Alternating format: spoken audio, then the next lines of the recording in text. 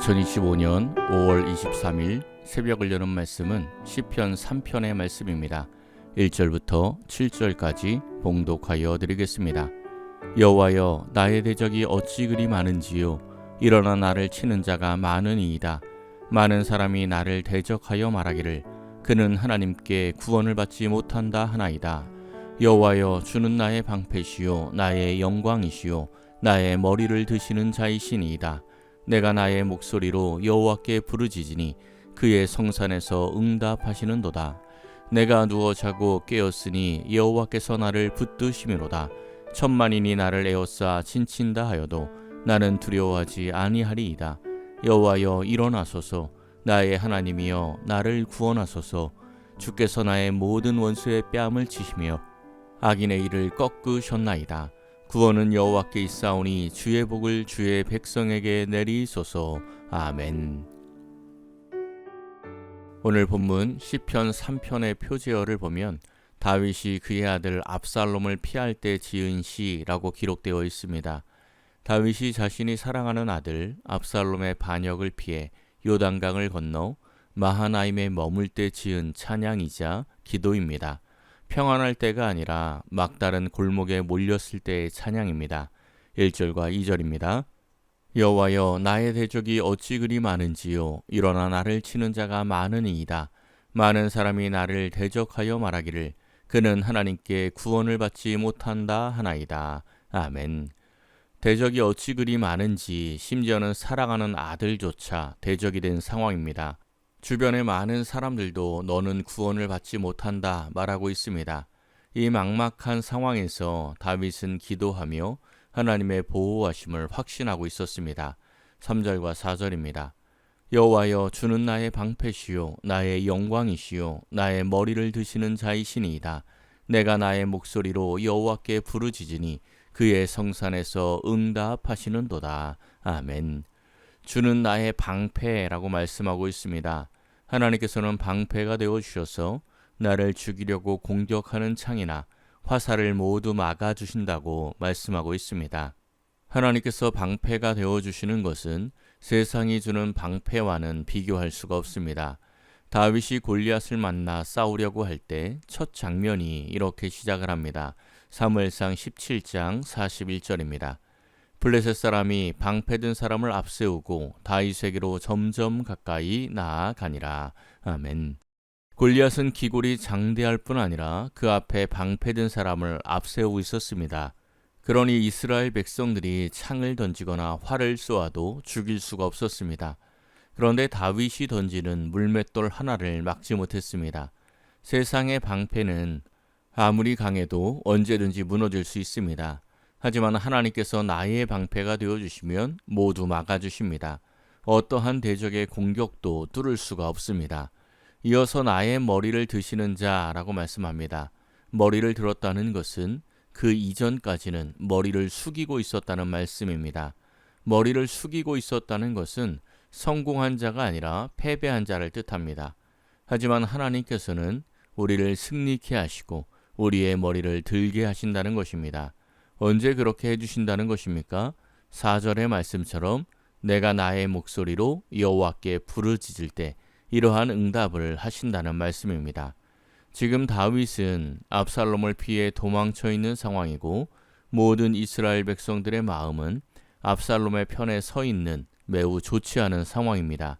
지금 기도하고 있지만 아직 이루어진 것은 하나도 없습니다. 그런데 다윗의 기도가 어떠합니까? 그의 성산에서 응답하시는도다. 이미 응답을 확신하고 있습니다. 5절입니다. 내가 누워 자고 깨었으니 여호와께서 나를 붙드심이로다. 아멘. 지금 다윗은 평안히 먹고 자는 때가 아닙니다. 반역을 피해 마하나임까지 왔는데 마하나임을 지나면 국경입니다. 더 이상 갈 곳이 없습니다. 막다른 골목입니다. 다른 사람도 아니고 아들에게 반역을 당했고 믿었던 충신들에게 반역을 당했습니다. 이럴 때에 잠이 오겠습니까? 얼마나 분통 터지겠습니까? 그런데 다윗은 그날 밤에 잠을 푹 잤습니다. 누워 자고 깨었다 라는 말씀은 이 상황 속에서 결코 쉽게 나오는 말이 아닙니다. 그래서 자신이 누워 자고 깬 것에 대해서 여호와께서 나를 붙드심이로다 말씀하고 있습니다. 역으로 말하면 다윗은 기도함으로 하나님께서 붙들어 주실 것을 확신하였기에 막다른 골목에서도 평안히 잠을 잘 수 있었습니다. 우리도 이 땅을 살아가다 보면 막다른 골목에 처할 때가 있습니다. 때로는 심한 걱정과 근심, 때로는 분통 터지는 일들로 인해 잠을 잘 수 없을 때가 있습니다. 그럴 때 기도하시기를 바랍니다. 하나님께서 성산에서 응답하여 주시고 반드시 붙들어 주실 줄로 믿습니다. 6절과 7절입니다. 천만인이 나를 에워싸 진친다 하여도 나는 두려워하지 아니하리이다. 여호와여 일어나소서. 나의 하나님이여 나를 구원하소서. 주께서 나의 모든 원수의 뺨을 치시며 악인의 일을 꺾으셨나이다. 아멘. 천만인은 압살롬의 반란군을 말합니다. 도저히 이길 수 없는 큰 무리를 뜻합니다. 그런데 그들이 나를 에워싸 진친다 하여도 두려워하지 않겠다고 고백합니다. 하나님께서 나의 모든 원수의 뺨을 치시며 악인의 일을 꺾으시기 때문입니다. 이를 꺾는다는 것은 길을 꺾는다는 뜻입니다. 이빨 빠진 호랑이라는 말이 있습니다. 또 독사도 이를 빼버리면 독이 아무리 많아도 더 이상 독사가 아닙니다.